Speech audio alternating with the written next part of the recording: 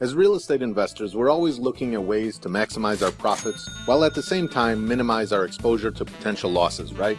One of the biggest problems when buying properties at auction is the possibility of overlooking some of the most dangerous pitfalls most new bidders don't even know exist. If you don't keep an eye out for the silent traps, then you will fall into a potentially bottomless pit of financial disaster that may be very difficult or costly to get out of. I'll tell you a quick story of a former client of mine and how they wound up having some serious problems when they went to work with a competitor who charged them less money than my company did to source properties. I don't know if it was really a bargain after all, but you can decide after you hear the story.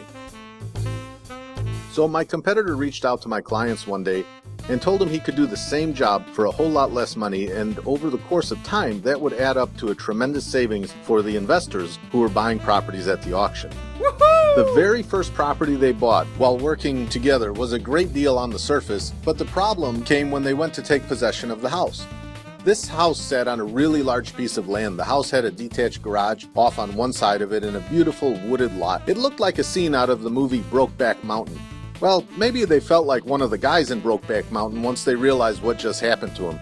You see, one of the many very important steps in auction purchases is to understand exactly what you're buying. It is so much more than just an address. In fact, the address almost means nothing, and it is the actual legal description that matters most.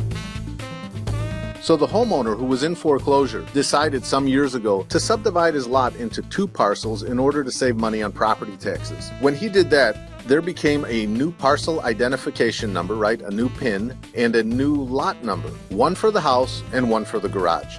Imagine a big square that you cut right down the middle, and the house is on one side of that square and the garage on the other. Anyway, years later, when the property owner went into foreclosure and the bank took the property to auction, they were selling, let's call it 123 Main Street, for a great price. The only problem was that 123 Main Street had 2 different property ID numbers, one for the house and one for the garage. My former clients and their new real estate guru managed to overlook the subdivision and wound up buying, yes, you guessed it, the half with the garage only.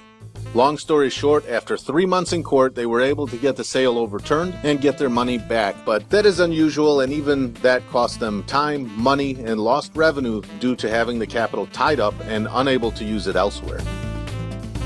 Newmarket Realty is the #1 source to buying property in foreclosure auction without any risk. The reason is, we know what we're doing, and we have done a lot of them. With over 100 properties purchased, sight unseen, we have never lost money from an auction deal, and we have the data to prove it. This is how auction research works in a nutshell. We get a list of properties that are coming up for sale, usually about 500 to 1,000 properties per week. We sort out the list to the areas and property types we are most interested in. Let's say we're down to about 300 properties now. Our staff does a drive-by of every property, takes an exterior picture just to make sure the thing is still standing and hasn't been burned down to the ground by some irate homeowner. Once we confirm all of the properties are a go, we do comparables or comps on each and every one to determine the after-repair value, so we know exactly how much to bid on the property at the auction and how much we can sell them for down the road. Now, with a clear picture of the value of each property, we take our list down to the courthouse and start digging. We dig, a total of 3 levels on each property. We have to ensure property taxes are paid, and if they aren't, we have to make sure that if the taxes were sold, the redemption period does not expire within 60 days or less of the auction date. Now, you may be asking yourself, why does that matter? Well, it's simple, because when we pay all cash for the property, and if the taxes have been sold, and if the redemption is about to expire, and the tax buyer files their deed, we just lost all of our money and the property. Scary stuff, huh?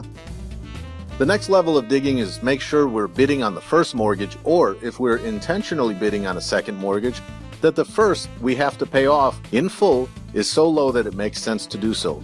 And yes, we've done that before and it worked out beautifully. A word of caution for you Illinois bidders: personal judgments take the same lien priority as a mortgage, even if they aren't recorded against the property. If you don't know about this little nuance, then you could be in for a surprise. Let's dig some more, shall we? What about those crazy lots and lot lines? Well, if you remember the story I just told you about my clients and their debacle, you surely don't think we would make that mistake now, do you? Of course not. We cross-reference each property's foreclosure notice legal description to the same in the mortgage being foreclosed on. Then we look at the aerial map to ensure there haven't been any changes and check that off our list as well. Okay, cool. Now that we've done all of this research, our list is probably down to about 75 to 100 properties that qualify as clean by our standards. Out of the 100 or so properties left, about half will reschedule, cancel, or postpone the sale. From the 50 we have to truly bid on, depending on available funds of course, we can easily buy about 3 properties per week with very little problem. Remember, no one wins in a bidding war, so we have our hard stop numbers going into the auctions. The moment we reach that number, we're out. Other people may be willing to pay more, but not us. We stick to the formula and always come out winners. Remember, it's all cash. Cashier's checks, of course.